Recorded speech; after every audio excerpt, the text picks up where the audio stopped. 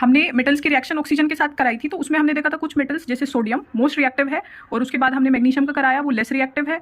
और कुछ मेटल्स जो हैं जिनका पता नहीं चलता, जैसे जिंक, आयरन, कॉपर, लेड, इनकी रिएक्टिविटी उसे फाइंड आउट नहीं हो पाती। तो हमें कुछ मेटल्स का तो आइडिया हो गया ऑक्सीजन के साथ रिएक्शन के बाद, लेकिन फर्दर हमें रिएक्टिविटी अगर उनकी पता लगानी है तो हमें नेक्स्ट एक्सपेरिमेंट करना पड़ेगा मेटल रिएक्ट विद वाटर, और उसके साथ हमें कुछ आइडिया और हो जाएगा। कंप्लीट तो नहीं होगा, बट एटलीस्ट थोड़ा सा एक फ्रेमिंग हो जाएगी, रिएक्टिविटी ऑफ मेटल सीरीज बनाने में हेल्प हो जाएगी। तो इसमें हम मेटल की रिएक्शन 3 फेजेज में कराएंगे। पहले हम कोल्ड वाटर के साथ, फिर हॉट वाटर के साथ, और नेक्स्ट हो जाएगा स्टीम के साथ।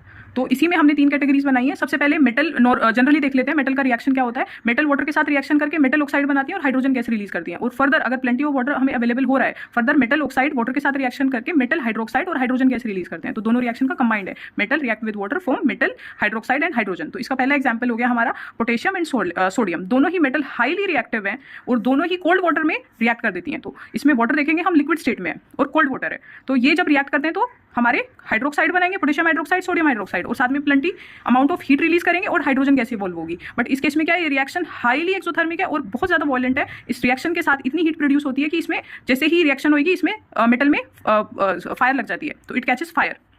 तो इसमें हमें याद रखना है सोडियम और पोटेशियम को हम नॉर्मल रूम टेम्परेचर पे भी स्टोर नहीं कर सकते, ये इतनी रिएक्टिव मेटल है, हमें इनकी स्टोरेज के लिए केरोसिन ऑयल का यूज करना पड़ता है।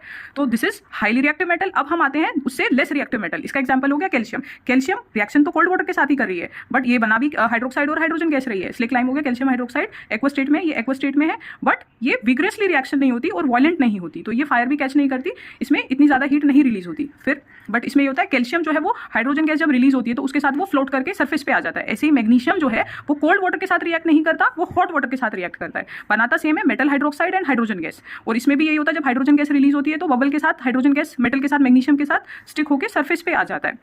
अब ये हो गया हमारा reaction with cold water, reaction with hot water. फिर हमारा नेक्स्ट कैटेगरी आती है, जैसे एग्जांपल हो गया एल्यूमिनियम, आयरन, जिंक। ये मेटल ना ही कोल्ड वाटर के साथ रिएक्ट कर रही है ना ही हॉट वाटर के साथ रिएक्ट कर रही है, ये स्टीम यानी कि third form of water steam के साथ रिएक्ट कर रही हैं। और ये इसके साथ रिएक्ट करके हाइड्रोक्साइड नहीं बनाती, ये इसके साथ रिएक्ट करके मेटल ऑक्साइड और हाइड्रोजन गैस रिलीज करती हैं।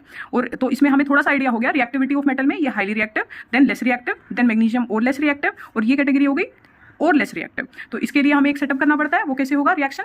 इसमें हमने ग्लास वूल का यूज किया है, इसको वाटर में सोक कर दिया। और वो क्यों किया, और ये सील ट्यूब है, इसमें मेटल का सैंपल रखा, सपोज आयरन फिलिंग रखा, तो उसमें मेटल, इसको हीट करने से स्टीम लिमिटेड अमाउंट में बनती है। अगर हम डायरेक्टली स्टीम के साथ एक्सपोजर देंगे हो सकता है ब्लास्ट हो जाए इसमें, तो इसलिए हमने इसका ग्लास वूल का यूज किया है। इसमें क्या होगा, मेटल ऑक्साइड बनेगा और साथ में हाइड्रोजन गैस रिलीज होगी, वो यहाँ कलेक्ट होकर वाटर के ऊपर इकट्ठी हो जाएगी।